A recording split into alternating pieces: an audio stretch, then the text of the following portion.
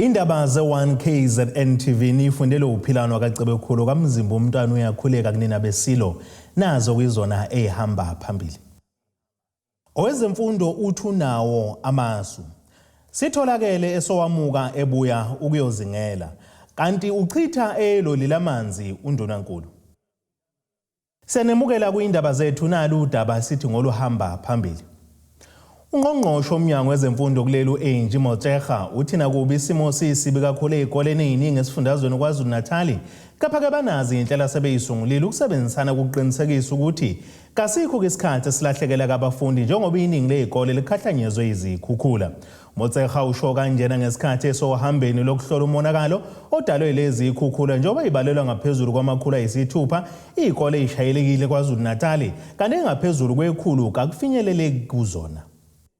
Njengoba zibalelwa ngaphezulu kwamakhulu ayisithupha izikole ezikhahlamezekile njengoba kade kunezikhukhula, ungqongqoshe womnyango wezemfundo kuleli Eyozingela usenxuse ukuba izikole ezingomakhelwane nezalezo ezithintekile zivulele iminyango labo bafundi abasele dengwane ukwenza isiqinisekiso sokuthi kabasileli emumva ngezifundo. What we are working on is to differentiate to say who of the learners from those 101 schools is unable to go to school. Where are they? What is it that we can do? That's where my discussions with the Minister of Communication comes in to say what is it that we do with those learners. Obviously, we have to do remote, but what are the possibilities? What are the resources? And she expects a response from me to say, in this area, it's primary school kids, it will be difficult to do remote, but there are these resources which are available. In this area, it's older kids, if we give them tablets, they'll be able to work on their own. The MEC told me that they've already requested neighboring schools to accommodate learners who are not necessarily from their schools to make sure that we minimize the number. So only after we've given ourselves 2 days from today, we will have a sense to say how many learners were we unable to redirect them to other schools. They're reopening schools which were not working. So after 2 days, we are saying by Friday, we'll have a clear picture as to how many learners are we unable to place at neighboring schools or the newly reopened schools, or are able to, as the parents are doing here, to clean. Umotsheha osohambeni lweinsuku ezimbili ukuhlola umonakalo odalwe lezi izikhukhula kulesi sifundazwe uzwakalise ukukhathazeka okukhulu ngomonakalo awufice esikoleni iBrettonwood eMbilo njengoba ke lesi sikole siphenduke umfula ngenxa ke ukungena kwamanzi agcwale emaklasini adala omkhulu umonakalo ezincwadini kanye ke nakwezinsiza ukufundisa.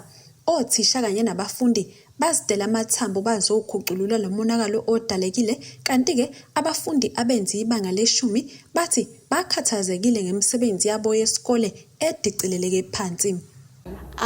Besifile ngoba abafundi besikole besitshelene futhi saqhuquzelana ukuthi sifike namhlanje sizosiza othisha nabantu abaklina la esikoleni.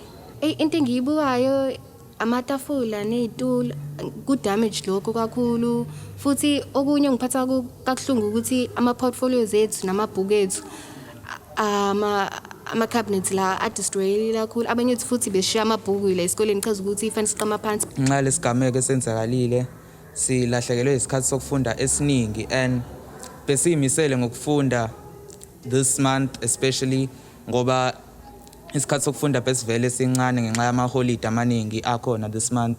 So ukuthi silahlele isikhathi esiningi kanje sokufunda, already we've lost 1 week, so kunzima kakhulu kuthina njengabafundi ukuthi sisithole leso sikhathi sokufunda, so kumele catch up kakhulu ngoba siluze out on umsebenzi omningi. Njengamanje abafundi abasabikwe njengabadlulile emhlabeni bangama57 ebese ke kuthi abahlanu bona basabikwe njengabalahlekile kanti ke uthisha oyedwa yena ubikwe njengosedlulile emhlabeni ebese ke kuthi olekelela ekitchini oyedwa yena ke ubikwe njengodlulile emhlabeni ngenxa lezi ikhukhula. Abezinyunyana zothisha isathu kanye nenathu sebephefumulile ngodaba lokukhahlamezeka kwezikole ngalendlela.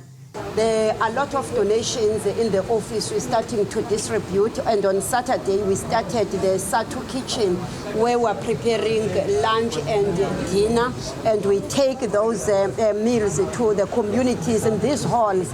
What is painful is what we are seeing in those community halls, the children that are there, people, even elders without anything to wear.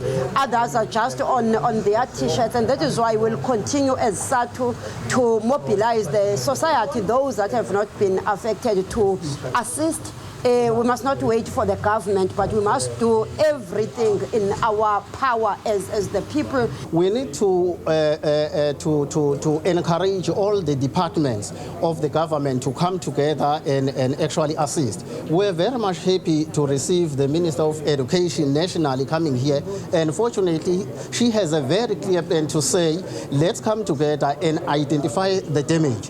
We as National Teachers Union will see what we can contribute, because as an oldest organization, teacher formation, we have been contributing in many instances where there are disasters. Izindabeni ze-1KZNTV kubekuntombi khona Mvubu ngiseThekwini.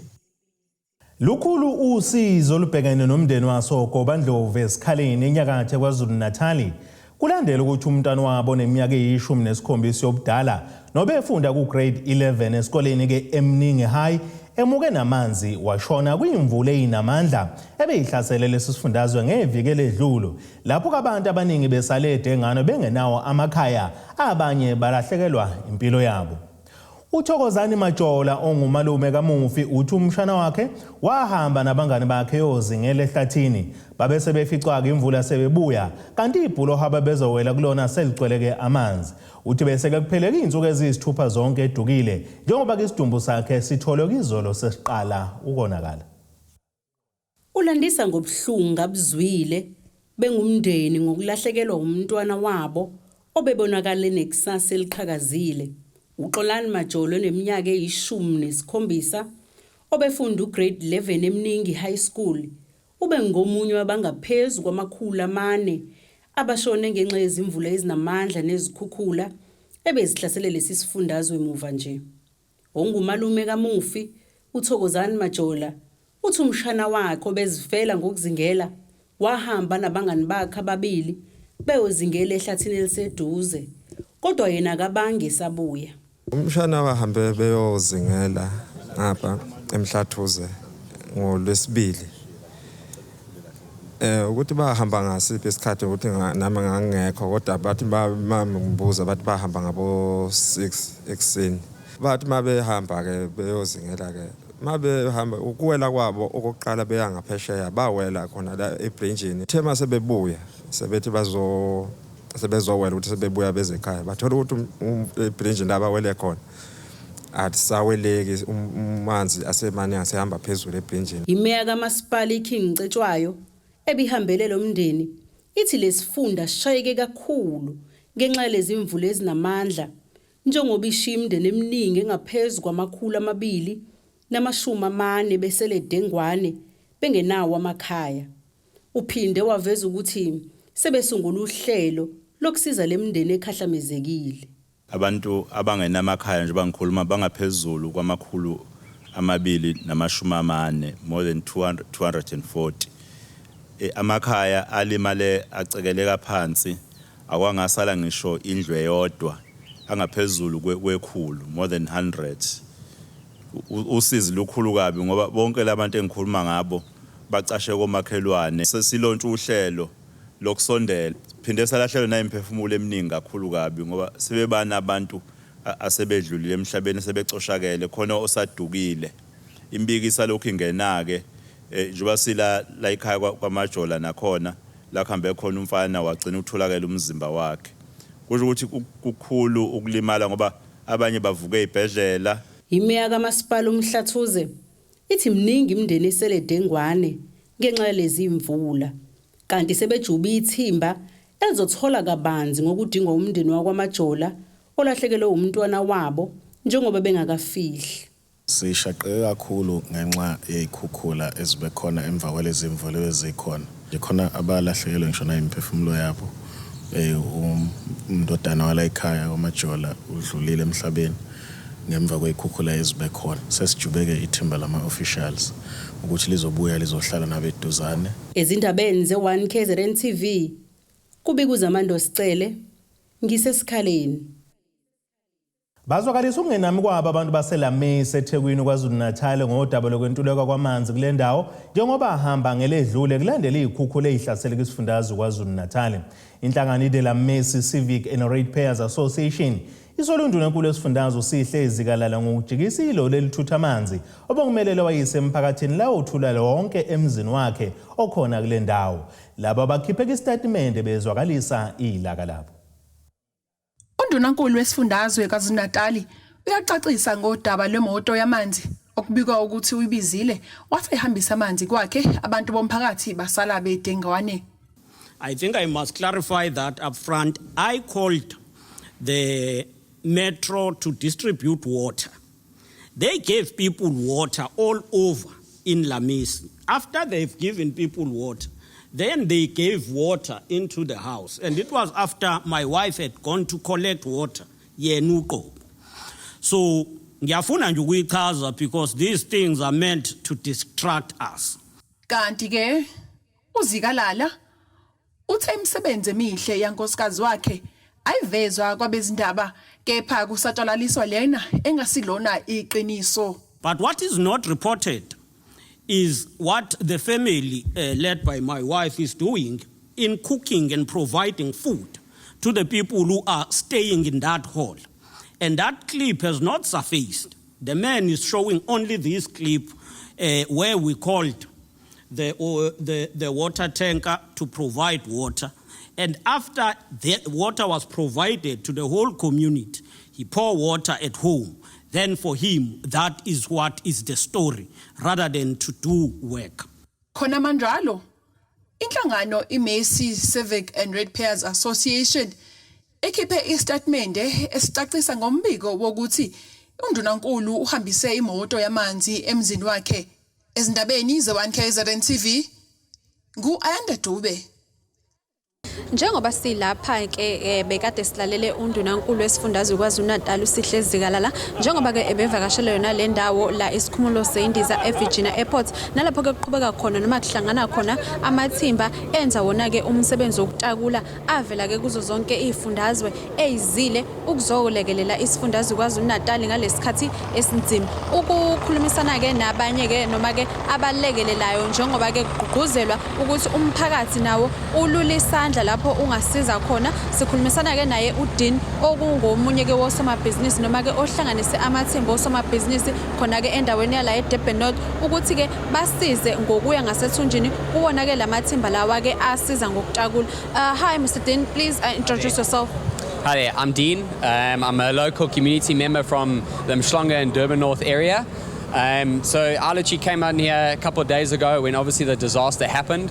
And these guys are all around, so the search and rescue teams that are around from the country, they're here. A few of the guys are staying in the hangars, and other guys are obviously staying within the area. These guys need to be fed for their energy to obviously go out in every rescue and give their all. So we've come together as a Durban North community to obviously put our contacts together and get some food going. So the guys are fed here with breakfast, lunch, and dinner. And every meal comes in freshly made, so the guys are obviously refueled, ready to take on the day ahead. It's been a massive get-together by everyone, donating a lot of food, guys cooking out their kitchens, which has been really, really special to see, and just the support from the entire nation for KZN and what we're going through at the moment has been unbelievable. So a big thank you to everyone. And and hopefully soon we'll be able to get going again and KZN can get up onto its feet again. How important is it for communities, no matter how small or big, is it to come together and hit the call from the government and to assist wherever they can? It's massive. And the special thing is, like I said earlier, all colours, all races, all ages, everyone's getting involved. And we have to come together to make this we have to unify, and that's what counts the most, especially in this community and especially in KZN. In the rural areas have been hit extremely hard, and these guys are going and some of them are working 24-hour shifts, so it has been quite taxing on them, but the guys are here and they're giving their best. Thank you so much, Dean. Remind us, how many of them are they staying here, around here? There's over 40 guys that are staying here in the local hangar behind us. And yeah, they're here for indefinite until things subside and things obviously get back onto their feet. They'll be staying here, yeah. Thank you so much, sir. Mbukeli ke njengoba umuzwa ke uDean ongomunye ke wosomabhizinisi noma ke wabahlali bakhona kule ndawo echaza ke ukuthi ke babone kunesidingo sokuthi bahlangane njengomphakathi balekelele la bengasiza khona njengoba ke esho ukuthi khona ke kule ndawo la kuhlala khona ke abatakuli ababalelwa ngaphezulu ke kwama40 abeze khona ke la esifundazweni kwaZulu-Natal ukuzolekelela ukuthungatha ke idumbu zamalungu emndeni abehlelwe yisho ke lokuthi ke baminzi noma ke bamuke ngesikhathi kwenzeka wona lo mshophi lo weKhukhula. Endabeni ze1KZNTV kubika uNtomo khona Mvubu ngiseThekwini. Ake sithi ishelele ezitolo siyabuya nezinye indaba.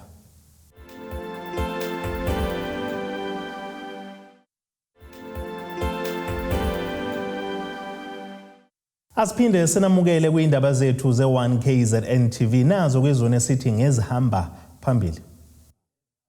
Owezemfundo uthu nawo amasu. Sitholakele Esowamuka ebuya ukuyozingela kanti uchitha eloli lamanzi Undunankulu.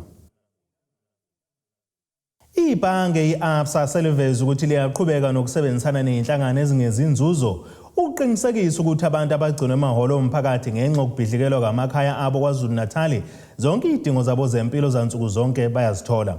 Leli bhange lisho kanjena ke lisanda ke kunikela ngemali eyizigidi ezili10 zamarandi ukuxhasa lezi inhlangano eThekwini ukuze zenze lo msebenzi okubalwa phakathi nokuhlinzeka ngamanzi kanjalo ke nokudla.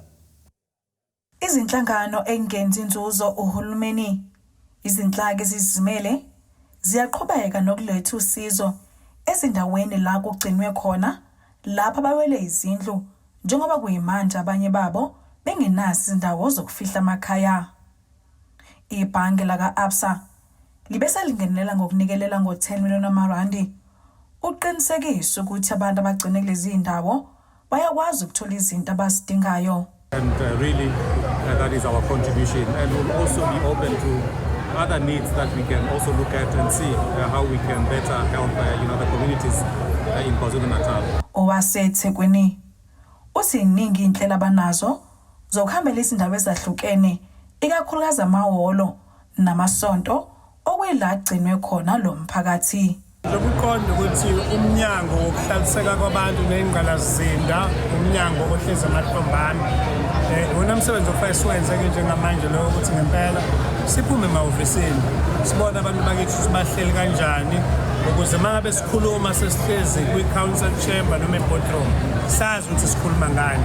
Yebo soyivakashela lezi ndawo imihla namalanga kufanele siyivakashele kodwa futhi siphinde sitshele nabantu ukuthi yini esesiyenzile. Kusenjalo uMavundla uthi nako umonakalo omkhulu kodwa abantu kuzomela bazi ukuthi osizweni okuyilona olukhulu kakhulu noludingakalayo yilezi indawo lezi ezishoda nangamanzi njengoba kukhona nabanikela ngamathanga amanzi ukuze abantu bezokwazi ukuphila. Lazi ukuthi balahlekelwe into zabo esitshela ukuthi abantu abalana bawo 900 abantu abadala kanye nabantwana besibalethele ukudla ke okushisayo namhlanje bazolala bedlile baphinde nakusasa babe nokudla bazokudla. Sibalethele ipunch abazolala kuzona, sibalethele namaphilo abazocamela kuona, sibalethele kanye nezingubo abazozembatha. Ngone besikuzeleke lokho namhlanje sithema sikhuluma ke nabo basebeba nezikhalazo eziningi abanazo njengokuthi amanzi abanawo kodwa kumkhandlu ubusubalethelile ama-water tanker awu2 namhlanje emini ube-ABSA ke naye futhi sophinde siqinisekisa ukuthi bazobanikeza ithangi lamanzi ezoloni ikhona iloli limaneza amanzi sebangakhali namanzi. Ngodebo Khosibisi eThekwini. Abanye babafundi abakwazanga ukubuyela ezikoleni ngenxa yemigwaqo engekho esimeni kanjalo ke nakwesakamthetho ngaphansi kwesifunda kiKing Cetshwayo enyakatho nesifundazwe KwaZulu-Natal abafundi bezikole eziyisithupha baphazamisekile ngenxa yokuwa kwebhuloho. Indunya yesinyeke seyigodi kulesi sizwe sakamthetho umuntu kaHletshwa Mathaba usenxuse iziphathimandla ukuba ke zibasize ngokulungisa lo mgwaqo. Emva kwezikhukhula zangesonto eledlule nezashiya kukhalwa muningi umonakalo wadaleka esifundazweni iKwaZulu-Natal sonkana. Kwimanje isibalo sesifinyele ngaphezulu kwama400 sabantu abadlula emhlabeni ngenxa yalezi zikhukhula. Kanti nengqalasizinda yasala icekeleke phansi okuhlanganisa imigwaqo, amapayipi amanzi, ugesi, izakhiwo zomphakathi kanye nokunye okuningi. Leli ibhuloho elisetshenziswa umphakathi wakwesakamthethwa kanjalo nezimoto ezithwala abafundi bezikole eziyisithupha kule ndawo. Akukho la baphephe khona, siyacela nje ukuthi impela ngathi ingalunga le ndawo kuboniswane silungiselwe yona. Manje ke ilokho nje esicelayo, masibonisane njengoba ungahambi nabantu nje kuyakhombisa ukuthi umonakalo mubi. Manje ke siyacela ukulungiselwa kulesi sigodi sakunohaya enduneni umdletshe. Lo mphakathi usunxuse uhulumeni kanjalo nomnyango wezokuthutha ukubulusukumele phezulu udaba lwaleli bhuloho njengoba lo mgwaqo usetshenziswa kakhulu izithuthi zomphakathi. Umphakathi uthi ongenani akwenziwe indawo yokudlula yesikhashana kusalindwe ukwakhiwa leli bhuloho. Leli bridge leli lisiphazamise kakhulu ukuwa kwalo ngoba la kuhamba amabhasi, kuhamba imoto ezithwala izingane zesikole ezibizwa ukuthi omalume, kuhamba thina imoto zomphakathi, kuhamba othisha ngeimoto zabo nangestaff sabo abahamba ngaso izikole engicabanga ukuthi beyihlula la ngokuphambana kwazo zilapha ko6 ukuphambana kwezikole, abanye othisha beqhamuka kwenye indawo nabanye beqhamuka kwenye indawo nazo imoto futhi kanjalo nje ziphambana khona. Manje sihlukumezeka kakhulu ngoba thina nje asaso hamba kanjani lapha. Isicelo sethu besisicela thina besicela ukuthi cha ongasisiza manje ngoba nohulumeni phela uyayibona lento eyenzekile. Cha ake besuka abaseParliament ke bese la egqokwe nje osuyasebenza wonke umuntu ekese lapha sizolekelelana lapha ukuthi sithole indawo yokudlula ngoba thina sisenayo indawo yokuhamba ngeimoto zethu njengoba thina siwumphakathi nje. Imizamo yokuthola umnyango wezokuthutha ayiphumelelanga kwaze kwashaya isikhathi sokuya emoyeni. Ezindabeni ze1KZNTV kubikuthi abantu maphumulo kwesakamthethwa. Sisaya ezitolo siyabuya nezinye indaba.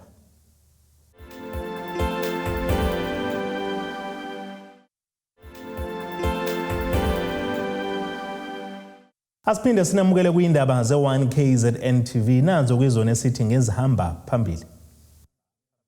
Owezemfundo uthi unawo amasu. Sitholakele Esowamuka ebuya ukuyozingela kanti uchitha eloli lamanzi Undunankulu. Ake sibheke engosini yezomnotho.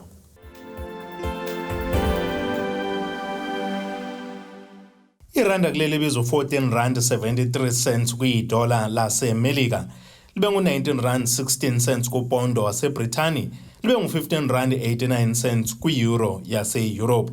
Kanti intengo yegolide ime $1,978 13 cents i-ounce. Kuthi intengo kawele ongahluziwe yona ibe ngu$113 16 cents umphongolo. Ake sibheke engosini yezomnotho.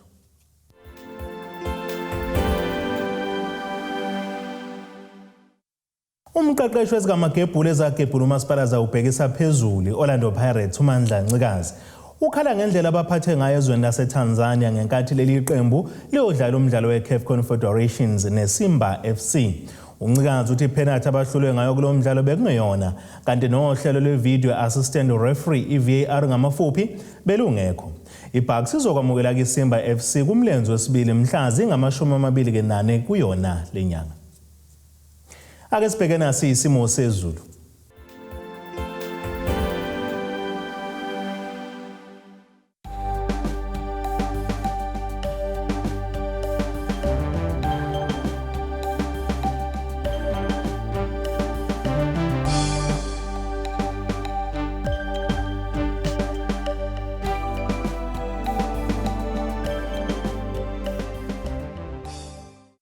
Nina bakamkhumbi kudluka sibone amagumkedlela ziyaguqa bese iphaka namuhla kamzimba umntana nethemba lonke sithi khumu kuze kube ngokuzayo.